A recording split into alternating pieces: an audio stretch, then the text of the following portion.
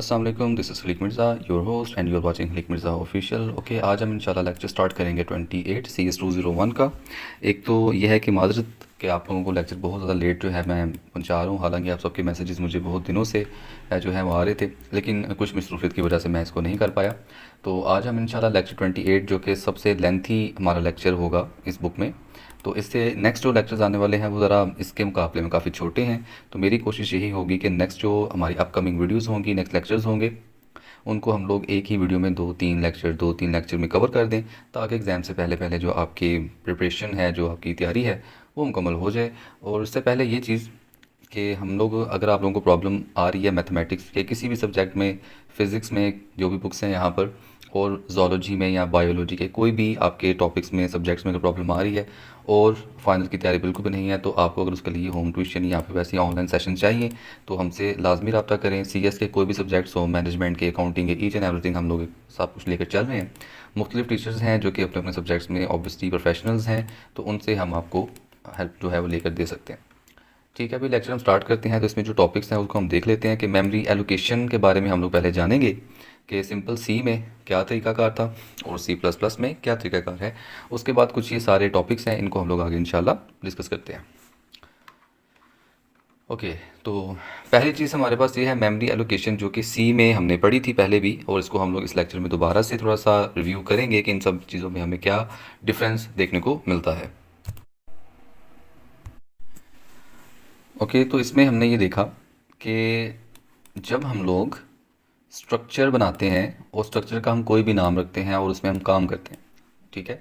फ़िलहाल आप लोगों को इन चीज़ों से कोई भी लेन देन नहीं होना चाहिए कि ये क्या है और क्या नहीं है। इन सब चीज़ों को मैं क्लास के जो लेक्चर 26 है उसमें मैं डिस्कस कर चुका हूँ कि भाई किस तरीके से हमने क्लासेज एंड ऑब्जेक्ट्स बनाने हैं। ये जस्ट आपको समझाने के लिए टॉपिक है कि मेमोरी एलोकेशन का क्या कॉन्सेप्ट है C के अंदर।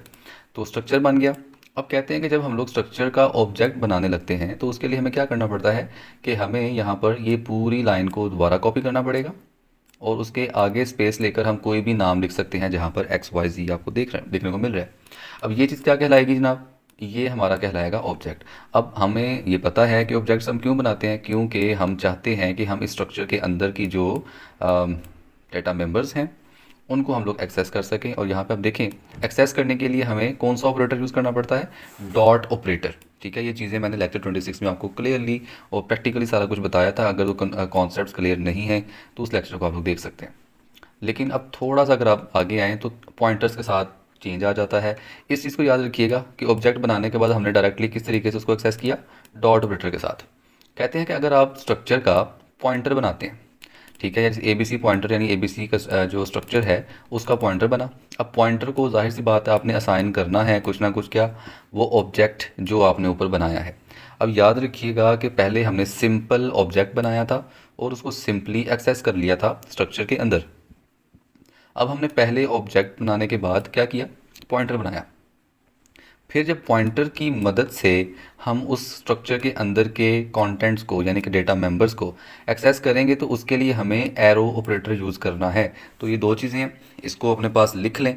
वो क्या चीज़ें हैं जनाब? कि हमने अगर डायरेक्टली ऑब्जेक्ट बनाया और ऑब्जेक्ट बनाने के बाद हम उस स्ट्रक्चर के अंदर या क्लास के अंदर एक्सेस करना चाहते हैं उनके मेंबर्स को, तो उसके लिए हम डॉट ऑपरेटर इस्तेमाल करेंगे।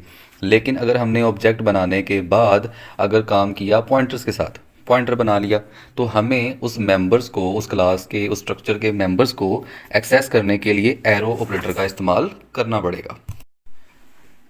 नीचे आ जाए तो यहाँ पर हमें एक एग्जांपल दी गई और बताया ये जा रहा है कि इस टॉपिक में हम लोग पढ़ेंगे पॉइंटर्स के बारे में, क्लासेस एंड ऑब्जेक्ट्स के बारे में पढ़ेंगे। कहते हैं कि हम लोगों ने ना आपको कुछ फंक्शंस मेमोरी बनाने वाले इंट्रोड्यूस करवाए थे, जिनका नाम मैं log, Kellogg and real log था, जिनके बारे में मैं तफसीलन आपको पिछले लेक्चर्स में सारा कुछ बताया हुआ है। कहते हैं जी कि जब हम इन फंक्शंस का इस्तेमाल करते हैं तो वो मेमोरी को एलोकेट करते हैं। अब मेमोरी एलोकेट का मतलब क्या होता है? कि मेमोरी को क्रिएट करते हैं, जगह बनाते हैं मेमोरी के अंदर जबकि प्रोग्राम चल रहा हो। यानी एक चीज़ तो ये भी आपको पता होनी चाहिए, समझ आनी चाहिए यहाँ से, कि प्रोग्राम आपका चल रहा है और वो चलते चलते ही मेमोरी बनाना चाहता है, ठीक है। तो उसके लिए हम मैलॉग, कैलॉग या रियल लॉग का फंक्शन इस्तेमाल करते हैं। जिसका मतलब ये हुआ, जिस लाइन में है कि अगर आपका प्रोग्राम चल रहा है तो आपको मेमोरी की टेंशन नहीं लेनी, ठीक है, क्योंकि वो ऑटोमेटिकली मेमोरी बना रहे हैं ये तीन फंक्शन जो है। ठीक है, अब यहाँ पे थोड़ा सा आगे देखें तो एग्जांपल है, एग्जांपल में हमें ये चीज़ बताई जा रही है कि अगर फ़र्ज़ करें आपने एक एरे बनाई हो जिसकी लेंथ आपने रखी होगी 6। ठीक है, अब क्या है कि अगर आप उसमें ये एक नाम स्टोर करते हैं जिसका नाम है जमील, ठीक है, तो कोई प्रॉब्लम नहीं होगी क्योंकि जमील की स्पेलिंग कितनी है जी 5, और हमारे पास टोटल जगह कितनी थी 6 थी, यानी कि 6 लफ्ज़ जो हैं, सॉरी 6 जो करेक्टर्स हैं हमारे पास एक लफ्ज़ के, ठीक है, वो इसमें इजीली आ सकते हैं। लेकिन प्रॉब्लम तब आएगी कि जब नाम बड़ा हो जाएगा। अब देखें ना, अब्दुल के भी 5 अपने बाइट्स लेगा, और यहाँ पे रज़ाक है ये भी 6 लेगा, और बीच में स्पेस भी आ रही है, तो में इसके 12 की जगह हमें चाहिए। कहते हैं कि जब इस तरह का मसला आ जाए, ठीक है, आपके पास जगह थी थोड़ी यानी कि 6, अब अचानक से वो बढ़ गई, यानी रिक्वायरमेंट क्या हो गई कि भाई 12 की जगह चाहिए, तो उस सेंस में हमें डायनामिक मेमोरी की एलोकेशन की ज़रूरत पड़ती है। ठीक है, जब मेमोरी हमारे पास रिजर्व्ड हो कि भाई इतनी ही मेमोरी है हमारे पास, तो उसमें ज़ाहिर सी बात है उसकी लिमिट के मुताबिक ही डेटा आएगा। अगर तो डेटा बढ़ गया, ठीक है, तो फिर उस सेंस में क्या करना पड़ेगा कि आपको डायनामिक मेमोरी एलोकेशन की ज़रूरत पड़ेगी। कहते हैं कि सी लैंग्वेज के अंदर the region of memory allocated at run time is called heap, कि जब मेमोरी रन टाइम के टाइम पे बनाई जा रही हो तो उसको हमने हीप कहना है। लेकिन सी प्लस प्लस के अंदर ऐसा नहीं है। ठीक है, the region of available memory is called free store. तो ये दो चीज़ें हैं भाई, कि सी के अंदर हम लोग जब मेमोरी को एलोकेट करते होते हैं रन टाइम में, उसको आपने हीप कहना है, और सी प्लस प्लस के अंदर जो अवेलेबल मेमोरी पड़ी होती है ना, यानी जिसको भी आप इस्तेमाल कर सकते हैं, उसको आप फ्री स्टोर के नाम से जानेंगे। कहते हैं हम लोग सी और सी प्लस के अंदर जो है वो मुख्तलिफ़ किस्म के जो फंक्शंस हैं उनको यूज़ कर सकते हैं। अब ना आपको थोड़ा सा मैं आपको बताऊं कि मैंने malloc के बारे में आपको बताया था पहले, कि malloc को जब भी आप इस्तेमाल करते हैं तो वो अपने अंदर साइज़ ऑफ ऑपरेटर का इस्तेमाल करता है, और जब वो आपको इसका इस्तेमाल कर लेंगे, मेमोरी ब्लॉक बना लेंगे, तो वो आपको वॉइड पॉइंटर जो है वो रिटर्न करता है। ठीक है, और आपको पता है, आपको याद होगा अगर आपने मेरे लेक्चर सुने हैं, कि वॉइड को हमने क्या करना पड़ता था, कास्टिंग करनी पड़ती थी। कास्टिंग अब क्या था कि वॉइड को किसी भी दूसरी डेटा टाइप में कन्वर्ट करना पड़ता था। अब कहते हैं इन चीज़ों को नहीं करना आपने। मैं आपको बताता हूँ आगे क्या चीज़ करने वाली है। हाँ, इधर आ जाएं आप। वो जो अभी मैं लॉक वाला टॉपिक है वो ख़त्म नहीं करना, ठीक है, मैं आपको बता रहा हूँ कि मैं लॉक क्या करेगा। ये सारा कुछ ना वही लिखा हुआ है कि मैं लॉक क्या करेगा, कि वो मेमोरी ब्लॉक बनाएगा, लेकिन वो आपको वॉइड रिटर्न करेगा, उसमें आपने साइज ऑफ ऑपरेटर का भी इस्तेमाल करना है। फिर क्या करना पड़ेगा आपको, तीसरी चीज़ के जनाब आपको कास्टिंग करनी पड़ेगी, फिर जाके कहीं वो इस्तेमाल होगा। कहते हैं लेकिन जब सी प्लस प्लस में आप मेमोरी एलोकेशन में काम करते हो ना, तो इतनी सारी सरदर्द नहीं करनी पड़ती। कि आप malloc का जब इस्तेमाल करते हो तो फिर क्या होगा देखते हैं। अब कहते हैं यहाँ पर आपने न्यू का जो लफ्ज़ है, ये जो न्यू है, इसको आपने इस्तेमाल करना सीखना है, और इस सारा का सारा टॉपिक जो है वो आगे इसी से रिलेटेड है। तो मैं आपको ऐसा करता हूँ कि सारे टॉपिक का जो मुख्तसर सी एक बात है वो सारी की सारी मैं आपको बता देता हूँ। अच्छा, तो अब जो नीचे सारे टॉपिक हैं ये मैं सारे आपको एक्सप्लेन करने लगा हूँ, बड़े आसानी से आपको समझ आ जाएगी इंशाल्लाह। तो कहते हैं कि ऊपर में लॉक में क्या करना पड़ता था आपको, सी में, ये सी प्लस प्लस है ना, सी में क्या करना पड़ता था कि मैं लॉक को यूज़ करना पड़ता था, वो आपको वॉइड रिटर्न करता था, फिर आप उसकी कास्टिंग करते थे। अगर आपने उसको इंटीजर में कन्वर्ट करना है तो उसको इंटीजर में कास्ट करना पड़ेगा, फ्लोट में कन्वर्ट करना है तो फिर फ्लोट में कास्ट करना पड़ेगा। तो लेकिन सी प्लस प्लस में सरदर्द नहीं है। क्यों? कहते हैं कि अगर आप डेटा टाइप से पहले जिसमें आपको वो कन्वर्ट करना है अपना डेटा, वो लिख कर तो पीछे न्यू लिख दिया होगा अगर आपने, तो ये क्या करेगा कि the new operator is allocating memory for an int and return the pointer of int type pointed to this region of memory. कि जब आपने न्यू से आगे वो डेटा टाइप लिख दी जिसमें आपको उसकी मेमोरी चाहिए थी।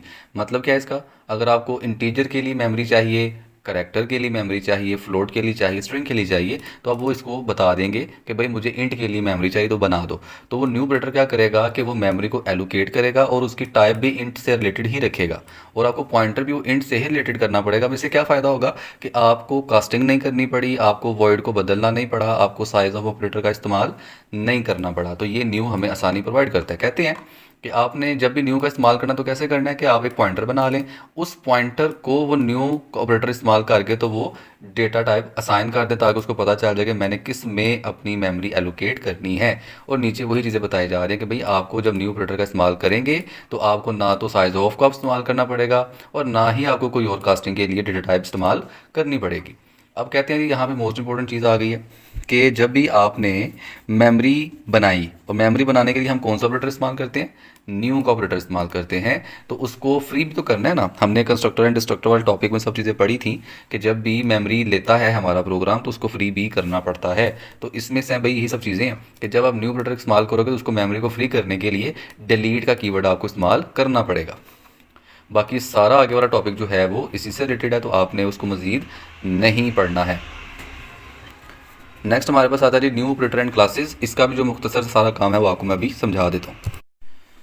अच्छा जी, तो ये सब सारा टॉपिक है नीचे थ्रू आउट मैंने सारा इसको दफ़ा रीड किया है।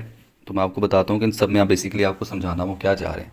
कहते हैं कि जब हम एक क्लास के साथ काम करते हैं और उसके अंदर हम न्यू ऑपरेटर का इस्तेमाल करते हैं तो क्या होगा। अब एक चीज़ तो आप लोग अपने जहन में रख लें कि जहाँ पे न्यू ऑपरेटर का इस्तेमाल होगा वहाँ पर मेमोरी एलोकेट की जाती होगी, यानी कि मेमोरी बनाई जाती होगी। ठीक है। अब देखें जैसे यहाँ पे एक पॉइंटर है, वो क्लास का नाम है डेट और उससे पहले न्यू आ गया। इट मीन्स कि वो जो डेट क्लास है, अब न्यू ऑपरेटर उसके लिए मेमोरी एलोकेट कर रहा है, बना रहा है कि ये क्लास हमारी कितनी मेमोरी ले रही है। अब नीचे अगर आप आएँ तो यहाँ पर लिखा हुआ है साइज ऑफ माई डेट। अब उन्होंने क्या किया, अगर नोट कीजिएगा, कुछ सारा कुछ समझाता हूँ मैं कि एक क्लास है जिसका नाम है डेट। हमने एक ऑब्जेक्ट बनाया। अब जाहिर सी बात है हमने न्यू का ऑपरेटर इस्तेमाल किया था, ऊपर मैंने आपको दिखाया अभी यहाँ पर ये न्यू का ऑपरेटर इस्तेमाल किया हुआ इस क्लास के लिए। तो इट मीन्स कि मेमोरी बना रहा है। अब मेमोरी को चेक करने के लिए कि कितनी मेमोरी बनी, उसके लिए हम लोग साइज ऑफ ऑपरेटर का इस्तेमाल करेंगे। उस ऑब्जेक्ट को हम लोग उसके अंदर रखेंगे तो हमें वो बता देगा कि भाई इस क्लास ने इतनी मेमोरी ली है। अब ये नीचे वाले टॉपिक में बहुत ही ज़्यादा क्लियरली उन्होंने लिखा हुआ है कि भाई कौन सी चीज़ें हैं कि जो मेमोरी बनाती हैं और कौन सी चीज़ें हैं जो कि मेमोरी नहीं बनाती। अब यहाँ से बहुत इंपॉर्टेंट टॉपिक जो है वो निकल सकता है आपके पेपर के लिए कि जब भी हम लोग न्यू ऑपरेटर का इस्तेमाल करेंगे क्लासेस के लिए तो उसमें से कौन सी चीज़ें हैं क्लास के अंदर जो कि हर दफ़ा ऑब्जेक्ट के बनने पर मेमोरी लेती हैं। तो याद रखिएगा कि जब जब हम ऑब्जेक्ट बनाते हैं न्यू ऑपरेटर इस्तेमाल करने के बाद, तो जितने भी वेरिएबल्स होते हैं जिनको हम लोग डेटा मेंबर्स कहते हैं क्लास के सब साइज अपना बढ़ाते हैं, यानी कि मेमोरी लेते हैं। अब कौन सी चीज़ें हैं जो कि मेमोरी नहीं लेती, तो आपको याद होगा मैंने आपको समझाया था कि एक क्लास के अंदर सिर्फ दो चीज़ें होती हैं, या तो वेरिएबल्स या तो मेथड्स। मेथड्स किनको कहते हैं, फंक्शंस को। और हमने अभी क्या पढ़ा कि जब जब ऑब्जेक्ट बनेगा तो मेमोरी कौन ले रहा है, वेरिएबल्स। पीछे का रह गया फंक्शंस। तो हमारे फंक्शंस जो है वो मेमोरी नहीं लेते, यानी अगर ऑब्जेक्ट बना है न्यू ऑपरेटर इस्तेमाल हुआ है तो फिर सिर्फ और सिर्फ वेरिएबल्स ही हैं ऐसे जो कि अपनी मेमोरी बनाते हैं, डिमांड करते हैं कि भाई हमें मेमोरी चाहिए। लेकिन फंक्शंस जो है वो जगह नहीं मांगते, उनकी एक ही दफ़ा मेमोरी रिजर्व होती है। इसके अलावा और कुछ भी इस टॉपिक में आपने नहीं पढ़ना है। अब ये चीज़ें हैं, इसको थोड़ा पढ़ लें कि न्यू ऑपरेटर जब हम इस्तेमाल करते हैं किसी भी ऑब्जेक्ट को क्रिएट करने के लिए तो फिर कौन सी चीज़ें होती हैं। कहते हैं जी it automatically determine the size of the memory required to store that object, living no need for the use of size operator. कहते हैं कि जब भी न्यू ऑपरेटर का इस्तेमाल आप करेंगे तो ये मेमोरी में कितनी जगह चाहिए उस ऑब्जेक्ट को स्टोर करने के लिए वो खुद ब खुद बता देता है, रख देता है। साइज ऑफ ऑपरेटर का इस्तेमाल ज़रूरी नहीं होता। Calls the instructor of a class where the program was not write initialising code, कि भाई वो ऑटोमेटिकली कंस्ट्रक्टर को कॉल कर देता है। अब देखें ये वो बात है जो कि हम लोग ऑलरेडी बहुत दफ़ा पढ़ चुके हैं। लेक्चर 26 में मैंने आपको बताया था कि जब भी ऑब्जेक्ट बनता है तो वो कंस्ट्रक्टर को ऑटोमेटिकली कॉल कर देता है, चाहे आप खुद उसको कॉल करें ना करें, उसने चलना ही चलना है। थर्ड चीज़ क्या है, returns pointer of the class type that means no casting is required. अब देखें ना, क्लास की टाइप आप लोग खुद डिफाइन करते हैं। आप लोगों को बताया था मैंने कि क्लास एक यूज़र डिफाइंड होती है, यूज़र अपनी मर्ज़ी के मुताबिक उसको डिफाइन करता है, तो इसलिए वो उसी के मुताबिक खुद को ढाल लेती है। तो ये इसका भी टोटल टॉपिक था। अब आगे वाला आपने कुछ नहीं पढ़ना। हाँ, एक चीज़ याद रख लीजिएगा कि जब न्यू ऑपरेटर का इस्तेमाल होगा तो फिर डॉट ऑपरेटर के साथ एक्सेस नहीं होगी क्लास के अंदर, बल्कि एरो ऑपरेटर के साथ हमारी एक्सेस होगी इसके अंदर। तो ये वाली जो एग्जांपल है इसको आपने बिल्कुल भी नहीं करना है।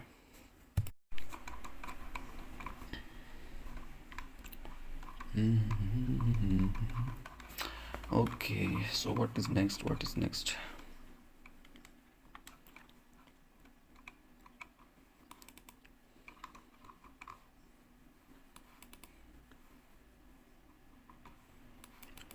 ओके, नेक्स्ट हमारे पास टॉपिक है जी classes and structure in C plus plus.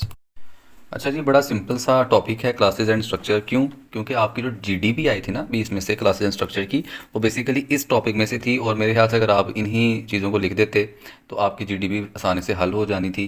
बहरहाल यूट्यूब को बड़ा गंद डाला लोगों ने, मैंने देखा है, कोई कुछ कह रहा है तो कोई कुछ कह रहा है, अपने से रंगबाजी शुरू की हुई हर बंदे ने। देखें, आप सब पढ़ा करें, बुक को देखा करें, तो आपको सारा कुछ बुक से आसानी मिल जाया करेगा। और ये इस बुक की बात नहीं मैं कर रहा, बल्कि हर बुक की बात कर रहा हूँ मैं।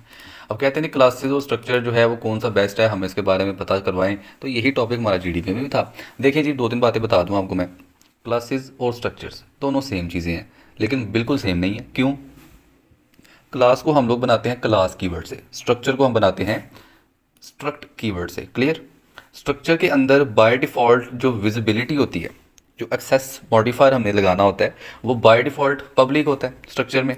लेकिन क्लास के अंदर वो क्या होता है? बाय डिफ़ॉल्ट वो प्राइवेट होता है। यानी इसका मतलब ये है कि अगर आप क्लास बना रहे हो और आपने प्राइवेट या पब्लिक इनमें से कुछ नहीं लिखा और वेरिएबल्स और फंक्शन बना दिए, तो बाय डिफ़ॉल्ट क्या होगा? प्राइवेट होगा। लेकिन अगर आप यही काम स्ट्रक्चर में करो, अब स्ट्रक्चर को ओपन करो, उसमें वेरिएबल्स एंड फंक्शंस बना दो, तो वो बाय डिफ़ॉल्ट पब्लिक होता है। ये दो डिफरेंस आ गए। तो यही जनाब इसमें सिंपली चीज़ है। आगे क्या हमें बताया जा रहा है कि भाई पब्लिक और प्राइवेट को कम से कम एक दफ़ा आप लिख लिया करें तो ज़रा बेहतर होता है। बस इसके अलावा और कुछ भी इस टॉपिक में पढ़ने वाला नहीं था, और यही जीडीपी में लिखना था, तो आपको सारे नंबर मिल जाने थे। नेक्स्ट टॉपिक हमारे पास आ रहा है जी, न्यू ऑपरेटर एंड कंस्ट्रक्टर। इस टॉपिक में जनाब हमें ये कह रहे हैं कि जब भी हम न्यू ऑपरेटर का इस्तेमाल करते हैं अपने ऑब्जेक्ट को बनाने के लिए, तो हम जानते हैं कि कंस्ट्रक्टर ने ऑटोमेटिकली रन करना ही करना होता है। कहते हैं कि क्वेश्चन ये है कि क्या हम इस कंस्ट्रक्टर के अंदर हम न्यू ऑपरेटर को इस्तेमाल कर सकते हैं? तो आंसर है जी, यस, कर सकते हैं। देखिए टॉपिक थोड़ा सा ना इतना ज़्यादा वो फोकस नहीं करने वाला है, लेकिन फिर भी हम इसको कर रहे हैं। कहते हैं कि समझें कि क्लास है जिसका नाम है स्टूडेंट। अब उसके कुछ एट्रीब्यूट्स हैं। अब एट्रीब्यूट्स क्या होते हैं? यानी कि वेरिएबल्स, उनके जो प्राइवेट हम बनाते हैं उनको एट्रीब्यूट्स भी हम कहते हैं। एक रोल नंबर है, एज है, हाइट है, और जनाब एक नेम ले लें। अब आपको पता है कि रोल नंबर ने या तो इंट में स्टोर होना है, एज ने इंट में स्टोर होना है, हाइट हो सकता है उसकी फ्लोट में आ जाए, नेम उसका जो है वो स्ट्रिंग में आ जाए। यानी हर एक वैल्यू के लिए मुख्तलिफ डेटा टाइप्स हैं जो कि इंट्रोड्यूस करवाई गई हैं। कहते हैं जब इस तरह का मसला आ जाए ना कि चीज़ें मुख्तलिफ हैं, तो बेहतर क्या है कि अब डायनेमिक मेमोरी एलोकेशन जो है वो इस तरह की चीज़ों के लिए इस्तेमाल करें। ठीक है? अब एक चीज़ ये भी है, तो हम लोग जब डायनामिक मेमोरी का नाम लेते हैं तो वहाँ पर न्यू का जिक्र होना ही होना है, क्योंकि न्यू ऑपरेटर जो है यही वो चीज़ है, यही वो ऑपरेटर है जो क्या करता है? डायनामिक मेमोरी एलोकेशन करता है। ठीक है? वो कंस्ट्रक्टर के अंदर भी कर सकता है, वो कंस्ट्रक्टर के बाहर भी कर सकता है। That's it. अब यहाँ पर सबसे इंपॉर्टेंट जो पैराग्राफ है वो ये वाला है, मैं आपको पढ़ के बताऊंगा और आप इसको समझिएगा। कहते हैं कि हम जानते हैं कि जब भी हम न्यू का इस्तेमाल करते हैं मेमोरी को बनाने के लिए, ये हमारी ही जिम्मेदारी होती है कि हम उस मेमोरी को जो हमने बनाई उसको डी एलोकेट भी करें, किसके मदद से? डिलीट ऑपरेटर की मदद से, ताकि हम लोग बच सकें मेमोरी लीकेज से। अब मेमोरी लीक का जो कॉन्सेप्ट था ये भी मैंने आपको सारा बताया था, मैं फिर रिपीट कर देता हूँ कि जब आप मेमोरी बनाते हो, एलोकेट करते जा रहे हो और उसको डी एलोकेट नहीं कर रहे, यानी कि उसको फ्री नहीं कर रहे डिलीट ऑपरेटर की मदद से, ठीक है, और क्या होगा कि एक टाइम आएगा कि वो मेमोरी इकट्ठी होती फुल हो जाएगी। मेमोरी फुल हो गई। अब मेमोरी फुल हो गई है, वो प्रोग्राम आप फिर से इस्तेमाल कर रहे हो, वो और मेमोरी मांग रहा है, तो उस सूरत में मेमोरी लीक होती है। ठीक है? वो मेमोरी लीकेज कहलाती है। उसमें बहुत सारी चीज़ें हमने पढ़ी थी, सीखी थी। अगर नहीं आपको याद तो आप पूरा लेक्चर भी ले सकते हैं, क्योंकि सब चीज़ें एक दूसरे से मिलती जुलती है, और मैंने आपको एक बात बताई थी कि शुरू से ही हमने आगे तक पढ़ना है। तो सिंपल सी बात है भाई कि जब भी हम लोग मेमोरी बनाएंगे तो उसको हमने उड़ाना भी है, यानी कि डिलीट या फ्री करना है। डिलीट और फ्री एक ही चीज़ है, इसको कंफ्यूज ना होइएगा कि इसमें क्या है तो उसमें क्या है। अब यहाँ पे देखें कि डिलीट ऑपरेटर क्लासेस का काम आ गया, तो सिंपल सी बात है भाई कि जब हमने मेमोरी बनाई तो डिलीट ऑपरेटर ही है ऐसा जो कि क्या करता है? उसकी मेमोरी को फ्री करता है।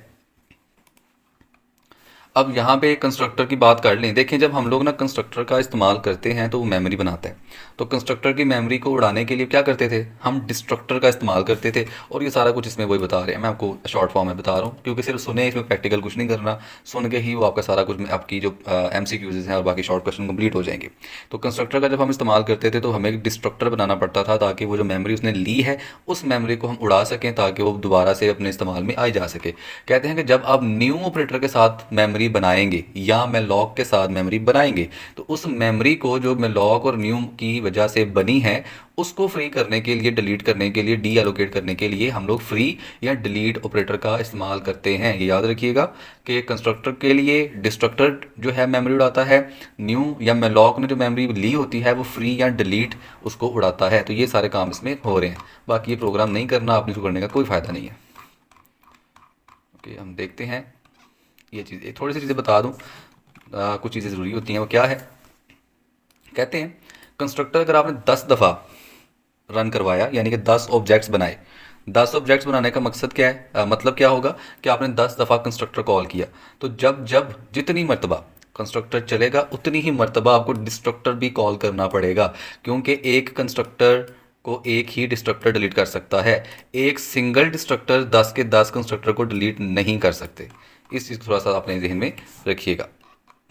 अब नेक्स्ट टॉपिक है हमारे पास new, delete and outside constructor and destructor. पहले हमने इनसाइड को देखा कि पॉसिबल था, अब हम देखते हैं आउटसाइड को कि इसमें हमें क्या मिलता है। अच्छा भाई, ये जो टॉपिक है इसमें हम लोग डिस्कस करेंगे कि हम लोग कंस्ट्रक्टर और डिस्ट्रक्टर के क्या बाहर न्यू और डिलीट को इस्तेमाल कर सकते हैं। सिंपल सी चीज़ें भी कर सकते हैं।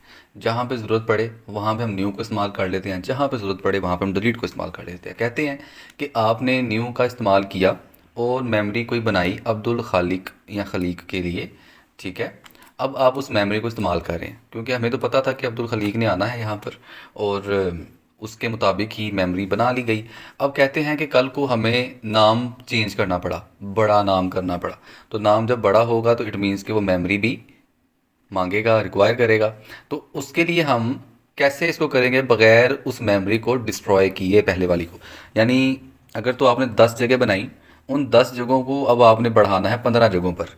तो हम नहीं चाहते कि पहले वो जो 10 जगह हैं उनको उड़ाया जाए, फिर 15 कहीं और बनाई जाएं, तो उस जगह पे वो नया नाम रखा जाए। नहीं, हम किस तरीके से बग़ैर उसको तबाह किए, डिस्ट्रॉय किए, डिलीट किए, फ्री किए न्यू मेमोरी बना सकते हैं। उसका तरीका ये है कि आप सिंपली डिलीट ऑपरेटर का इस्तेमाल कर लें, ठीक है। और स्ट्रिंग लेंथ फंक्शन एक मिलता है आपको, str_len उसको कहते हैं, पढ़ना आपने इसको, स्ट्रिंग लेंथ है। ये क्या करेगा कि वो देखेगा कि जो नाम आपने कहा, जो चाहा कि भाई अब ये नाम आए, ये कितनी मेमोरी क्लियर है, कितनी इसकी डिमांड है। तो वो जब डिमांड पता चल जाएगी तो देन अब न्यू ऑपरेटर की मदद से दोबारा से इसका उसी लोकेशन को एक्सटेंड कर देंगे। तो ये कुछ चीज़ें आपकी थोड़ी सी बोरिंग हैं, लेकिन ये सब कुछ ऐसे ही होगा। बाकी थ्रू आउट ये सारा कुछ ऐसे ही। अब आ जाए मेन में। कहते हैं जी, मेन फंक्शन के अंदर हम लोग अपना जो है वो अपना कोड लिखते हैं बहुत थोड़ा सा, लेकिन क्लासेस के अंदर जो है हम लोग 90% कोड अपना लिखते हैं। बाकी 10% अपना जो कोड है वो हम लोग मेन बॉडी में ही लिखते हैं, मसलन ऑब्जेक्ट बनाना, फंक्शंस को क्लासेस के कॉल करना वगैरह वगैरह। नेक्स्ट इंपॉर्टेंट टॉपिक है जी क्लास एब्स्ट्रैक्शन। क्लास एब्स्ट्रैक्शन कहते हैं कि आप मोबाइल पे गेम खेलते हैं, उसमें से क्या आपको इससे गर्ज है कि गेम की कोडिंग क्या हुई हुई है, मतलब मैं जंप दबा रहा हूँ, फायर कर रहा हूँ, अपने एक्सीलरेटर दे रहा हूँ, ब्रेक लगा रहा हूँ, ये सारे फंक्शन बने हैं, लेकिन ये कैसे बने हैं, इसके पीछे कोडिंग क्या है, मुझे कोडिंग पता चलनी चाहिए। नहीं, आपका ध्यान क्या होता है कि भाई ठीक है, आपको एक सॉफ्टवेयर मिला है, वो आप उसको इस्तेमाल कर रहे हो, परफेक्टली काम कर रहा है, आपकी नीड पूरी हो रही है, ठीक है। तो क्लास एब्स्ट्रैक्शन वो चीज़ होती है कि जिसमें इररेलेवेंट चीज़ें, यानी हम अपने यूज़र को कोडिंग नहीं शो करते, हम उसको ये नहीं बताते कि भाई इसी बड़े औखियाँ हो गया चीज़ बनाई है, तो सही तरह इस्तेमाल करी, ये चीज़ें हम उनको नहीं कहते। सिंपली हम क्या करते हैं, हम उनको बताते हैं कि भाई ये आपका सॉफ्टवेयर है, ये बटन है जंप का, ये बटन है फायर का, इसको दबाएंगे तो आपका वो जो सॉफ्टवेयर है, वो जो फंक्शन है वो काम करेगा, ठीक है। तो क्लास एब्स्ट्रैक्शन क्या है कि जिसमें आप सिर्फ वो इन्फॉर्मेशन दिखाते हैं जो यूज़र को चाहिए, और बाकी सारी उनमें से चीज़ें आप छुपा लेते हैं जो उसके काम की नहीं होती हैं। मैसेजेस एंड मेथड्स हैं। मेथड आपको पता है फंक्शंस को कहते हैं, और मैसेज से क्या ताल्लुक है। आपने गेम गेम कहीं ले लेते हैं हम लोग, आप ना अपने उस बंदे को भगा रहे हैं, ठीक है। अब आपने माउस, सॉरी माउस कह रहा हूँ, अपने मोबाइल के ऊपर फिंगर से ही अपने उसको ड्रैग कर रहे हैं, आगे जाओ, ठीक है। ये फंक्शन चल रहा है भागने का, चलने का, वो बंदा चल रहा है, चल रहा है। साथ ही आपने फायर का बटन भी दबा दिया, चलते चलते वो फायर भी कर रहा है, वो भागते भागते फायर भी कर रहा है, यानी एक टाइम पे ज़्यादा फंक्शन काम कर रहे हैं। तो कैसे उसको पता चलता है कि मैंने भागना है या फिर साथ में फायर भी करना है, वो बेसिकली मैसेजेस एक दूसरे को दे रहे होते हैं कि अगर इस जगह पर इस ऑप्शन पे क्लिक होगा, टच करेंगे, तो मैंने ये वाला फंक्शन चलाना ही चलाना है, चाहे साथ में दूसरा फंक्शन चल रहा है। तो एक फंक्शन दूसरे फंक्शन को मैसेज भेजता है कि भाई चलो, अब तुम भी चलो, मेरा तुमसे कॉन्टैक्ट है, तुम्हारे से कोई लिंक है, ठीक है, मैं भी काम करूंगा, तुम भी काम करो। तो इन चीज़ों को हम लोग कहते हैं messages and methods. Classes extend to language का मतलब ये होता है जनाब सिंपली कि कुछ फंक्शंस हमें क्लास अपने देता है, ठीक हो गया, और कुछ फंक्शंस हम लोग उसको अपनी मर्ज़ी के मुताबिक बना लेते हैं क्योंकि हमें ज़रूरत होती है। ठीक है, अब हमने अगर हम सिर्फ और सिर्फ क्लास के बताए हुए फंक्शंस के मुताबिक ही काम करेंगे तो हम कभी भी गेम वगैरह नहीं बना सकते, क्योंकि गेम में हमने अपनी मर्ज़ी करनी होती है। तो भाई ये सारे का सारा आपका टॉपिक था जो कि बहुत ही ज़्यादा लेंथी था। बहरहाल ये सब चीज़ें हमारी कंप्लीट हो गई। नेक्स्ट हम लोग इंशाल्लाह लेक्चर 29 में मिलेंगे। इधर शॉर्ट है तो ये सारे लेक्चर नेक्स्ट शॉर्ट ही होंगे। मैं कोशिश ये करूँगा कि एक ही लेक्चर में दो दो चैप्टर आपके या तीन तीन जो है वो कवर करवा दूँ।